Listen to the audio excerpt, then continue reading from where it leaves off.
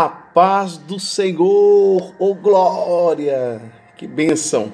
Estamos aqui mais uma vez para compartilhar da palavra de Deus em nome do Senhor Jesus. Bom, hoje eu quero falar um pouco sobre o servo da orelha furada.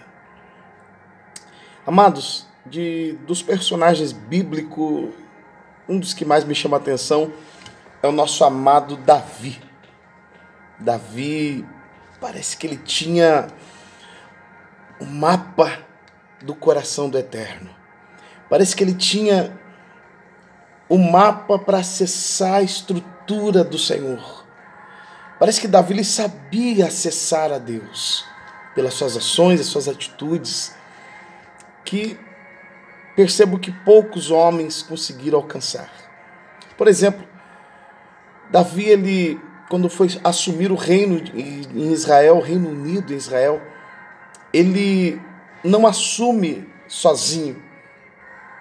Ele quer levar a arca na frente. E a arca representa a presença de Deus. Um outro episódio, Davi observando os reis, observando a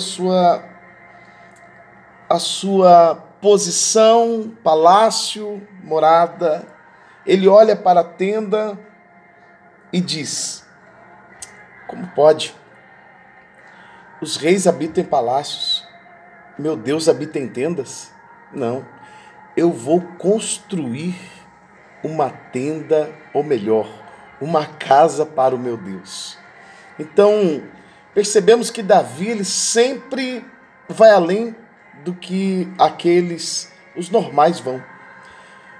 Outro episódio, quando Davi erra e enumera o povo, os seus soldados, e quantifica o seu poderoso exército, ele recebe uma punição de Deus, que ele mesmo agora diz para Deus que prefere estar na mão do Senhor, porque é infinitamente misericordioso. Olha o acesso do coração do Eterno. E então ele diz: eu prefiro estar em tuas mãos. E Deus então desencadeia um anjo, dá ordem a um anjo para ferir o povo. E Davi se posiciona diante do anjo, depois de um tempo de um anjo estar ferindo o povo. Davi se posiciona, bate no peito e diz: eu errei, eu pequei, seja a tua mão sobre mim e não sobre o povo. Então, são atitudes que raramente um de nós faríamos.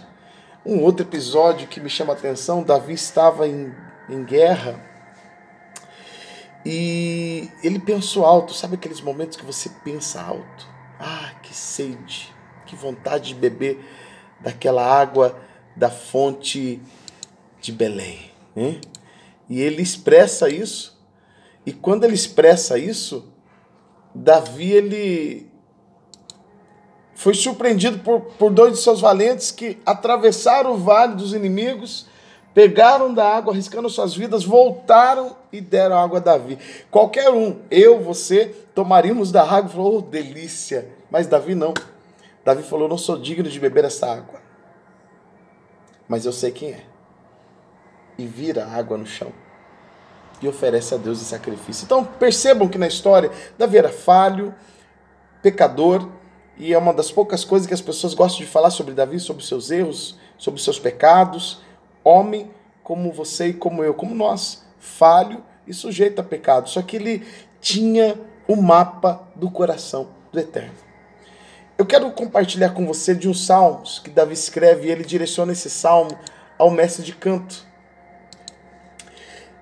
Você vai encontrar esse texto no Salmo 40, na revista corrigida, tá? Na tradução mais perto da original, Salmo 40, versículo 6, ele diz assim: sacrifício e oferta não quiseste, as minhas orelhas furaste. Holocausto e expiação pelo pecado não reclamaste. Mas um pouco antes ele vai falar que o Senhor me tirou de um horrível charco de lodo e pôs os meus pés sobre uma rocha e firmou os meus passos. Não sei se você já ficou atolado, se você já ficou atolado no barro, na lama. Quanto mais você tenta sair com o carro, mais o carro afunda, mais você fica preso. É exatamente isso que acontece quando eu e você estamos no pecado. Quanto mais a gente tenta sair, mais a gente afunda. E a diferença do ímpio para aquele que teme a Deus é que o ímpio se vangloria no erro. O ímpio, ele diz, olha, eu errei, eu fiz isso, eu fiz aquilo. Aquele que teme a Deus, ele pode até estar atolado, mas ele não queria estar ali. Ele quer sair de lá. Só que nós não conseguimos sair por nós mesmos. E então, esse salmo expressa a alegria de Davi quando ele diz, o Senhor me tirou. Glória a Deus. Eu quero declarar essa palavra sobre a tua vida. Nós não vamos conseguir sozinhos. Quanto mais tentarmos sair do pecado, mais afundamos nele. Mas o Senhor, através da morte vicária de Cristo na cruz, nos arranca desse lamaçal e nos coloca os nossos pés sobre uma rocha firme. Por que não dizer que esta rocha é o Senhor Jesus? Glória a Deus. Mas enfim, um pouquinho mais adiante, Davi ele fala que o Senhor furou as suas orelhas. Eu acredito que esta referência seja em Êxodo 21, quando fala da lei dos servos, onde o servo hebreu serviria por 6 anos e no 7º ano ele poderia sair livre. Porém, tudo que ele alcançou, que ele adquiriu nesse tempo, teria que ficar para o seu Senhor. Seria o sacrifício, seria o preço da sua liberdade, o sacrifício da sua liberdade. E, no entanto, a lei em Êxodo sobre o servo expressa que se o servo decidir ficar porque o seu Senhor é bom, e por amar a sua família e os bens a qual ele adquiriu, então ele procura o Senhor dele e diz, eu quero ficar. Então esse Senhor pega esse servo, vai até um juiz, esse juiz vai furar a orelha do servo, com uma sovela. E então esse servo ele é marcado, e todos que olham para ele dirão, este servo é um servo da orelha furada, é um escravo livre. Ele serve porque ele quer servir. Ele serve porque ele ama o seu Senhor. Perceba que no versículo seguinte, Davi expressa que o Senhor não quis, ou melhor, no mesmo versículo ele diz assim, furou a orelha e holocausto pela expiação e pelo pecado não quiseste.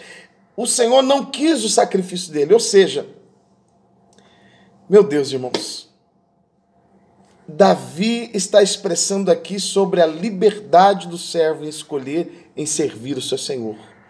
Eu quero chamar sua atenção para esse texto, porque eu quero que você se coloque agora como esse servo da orelha furada. Você não serve a Deus porque alguém te impôs, porque alguém te obrigou. Você serve a Deus porque você o ama e Ele também te ama. Nós servimos a Deus porque Ele nos amou primeiro, sem saber se eu iria amá-lo, sem saber se eu iria me arrepender dos meus pecados. Ele me amou do jeito que eu estava. Esse é o nosso Senhor. Ele não quis o nosso sacrifício. Ele abriu mão do nosso sacrifício, furou a nossa orelha e nos deu a liberdade de servi-lo por amor. O servo da orelha furada. Que Deus abençoe. Um abraço do pastorzão. Oh, glória! Aleluia!